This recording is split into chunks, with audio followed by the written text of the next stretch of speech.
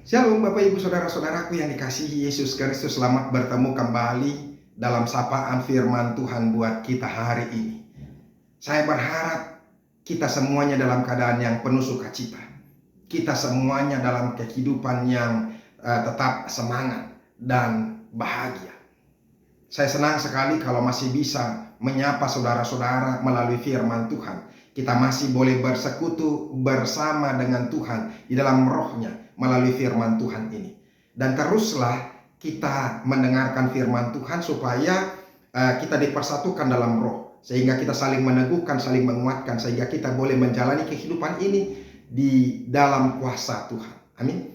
Firman Tuhan yang menjadi renungan bagi kita hari ini yaitu yang terambil dari Amsal pasal yang ke-20 ayat yang ke-18. Tetapi sebelum kita mendengarkan firman Tuhan, marilah terlebih dulu kita berdoa. Kasih karunia dan damai sejahtera dari Allah Bapa dan dari anaknya Tuhan Yesus Kristus, itulah yang menyertai hati dan pikiranmu sekalian. Amin. Amsal 20 ayat yang ke-18 dikatakan demikian. Rancangan terlaksana oleh pertimbangan. Sebab itu berperanglah dengan siasat. Demikianlah firman Tuhan.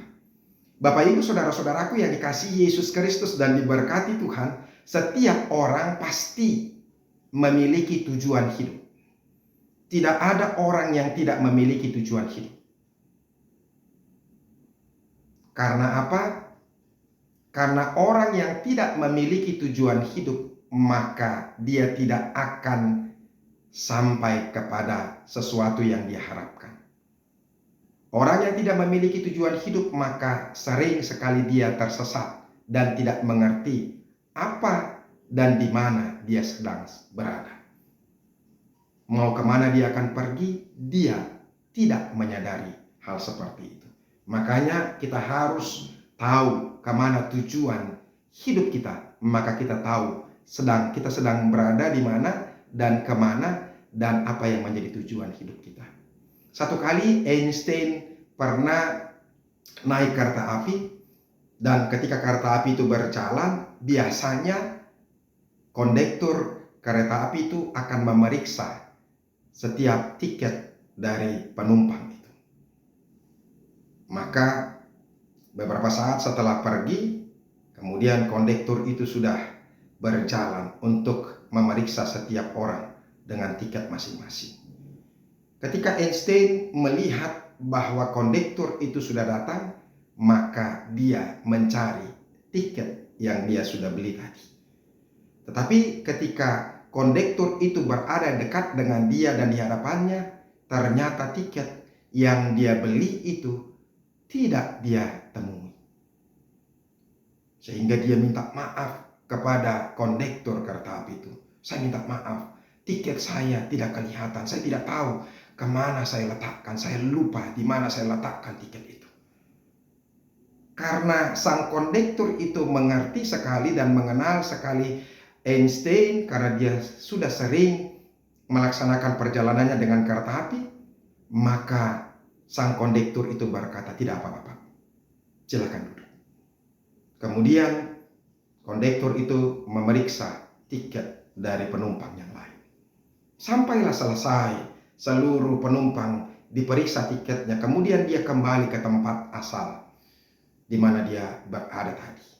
Kemudian sebelum dia pulang, sampailah berpapasan dengan Einstein dan Einstein berdiri kembali. Ternyata dia tidak menemukan tiket tersebut. Lantas dia berkata, "Pak, saya tidak menemukan tiket saya. Sekali lagi saya minta maaf, Pak." Kemudian sang kondektur itu berkata, "Pak Einstein, saya sungguh mengenal Bapak. Saya tahu siapa Bapak. Saya sangat menghormati Bapak. Bapak tidak akan mungkin menipu saya dan berlaku curang hanya untuk sebuah perjalanan ini." Kemudian Einstein berkata kepada kondektur itu, "Terima kasih Pak, tetapi persoalannya ketika tiket itu tidak ada, maka saya tidak tahu kemana saya sedang pergi." Bapak Ibu Saudara-saudara, mungkin ini sekedar ilustrasi. Tetapi apa yang dinyatakan oleh Einstein itu ada benarnya dan banyak benarnya. Kita akan tahu dari mana kita pergi dan mau kemana tujuan kita ketika kita melihat tiket kita. Orang orang yang membeli tiket, maka memiliki tiket, maka dia tahu kemana dia akan pergi dan dari mana dia datang.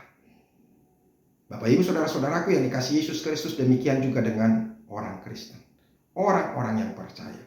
Orang percaya memiliki tujuan hidup, kemana dia harus sampai. Dan dia harus merencanakan setiap hari kehidupannya, bagaimana supaya dia boleh mencapai tujuan kehidupannya. Tujuan kehidupan orang Kristen adalah sorga.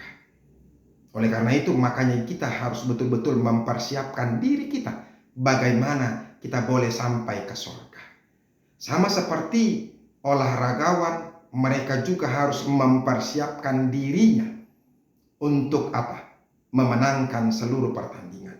Sama seperti seorang petinju, dia juga harus mempersiapkan dirinya berlatih sebaik mungkin sehingga dia boleh bertinju dengan baik, supaya dia juga bisa mengalahkan lawan-lawannya dalam bertinju dan dia memenangkan yang menjadi tujuan dia melatih dirinya untuk bertinju.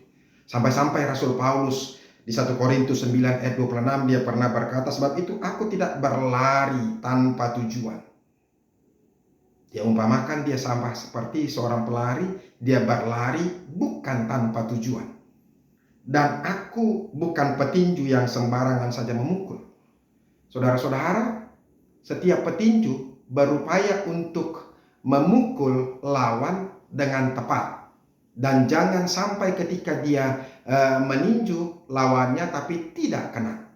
Karena ketika seorang petinju dengan kekuatan yang luar biasa, dia meninju lawannya tetapi tidak kena, maka itu mengeluarkan energi yang begitu besar, sehingga membuat dia bisa menjadi lemah dan justru lawan yang bisa memukul dia. Makanya setiap petinju juga harus berlatih bagaimana memukul dengan tepat, supaya pukulan itu juga bisa melumpuhkan setiap lawan-lawannya. Demikian juga dengan orang Kristen. Yang mau disampaikan Rasul Paulus, saudara-saudara, bahwa dia memiliki tujuan yang jelas. Dia berlari bukan tanpa tujuan. Dia memukul bukan asal-asalan. Demikian juga orang Kristen. Diharapkan orang Kristen harus benar-benar melatih dirinya dengan sebaik-baiknya. Supaya apa? Supaya dia boleh sampai kepada tujuan yang utama, yaitu sorga. Sebenarnya orang Kristen sudah diberikan sorga itu ketika dia mau menerima dan percaya kepada Yesus Kristus saja. Dan ketika dia menerima Yesus Kristus menjadi Tuhan yang telah menebusnya, maka dia sudah memperoleh keselamatan.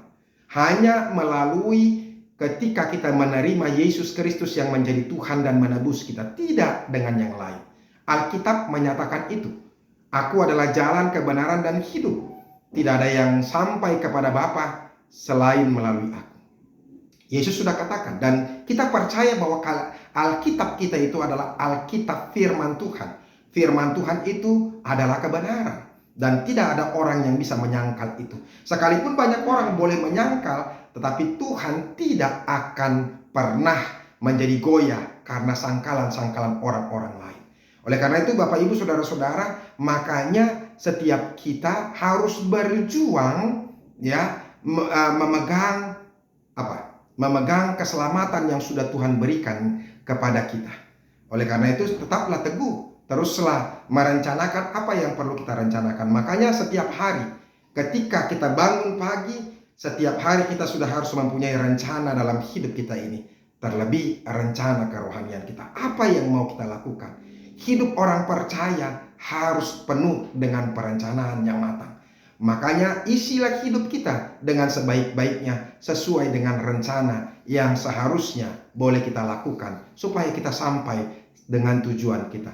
Jangan sampai kita ada yang gagal fokus dengan keselamatan yang sudah kita terima oleh Yesus Kristus. Makanya saudara-saudara, dikatakan oleh firman Tuhan ini, rancangan terlaksana oleh pertimbangan. Sebab itu berperanglah dengan siasat. Kita harus betul-betul mempertimbangkan banyak hal supaya kita boleh sampai melakukan rancangan-rancangan kita sehingga kita boleh sampai tujuan, dan kita harus berjuang untuk dapat sampai ke dalam tujuan kita itu. Tuhan Yesus memberkati.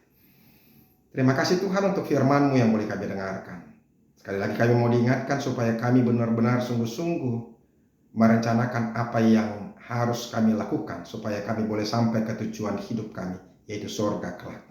Jangan biarkan kami digagalkan oleh fokus-fokus yang lain, digagalkan oleh apapun yang menggagalkan fokus kami kepada Tuhan. Dalam nama Yesus Kristus kami berdoa. Amin.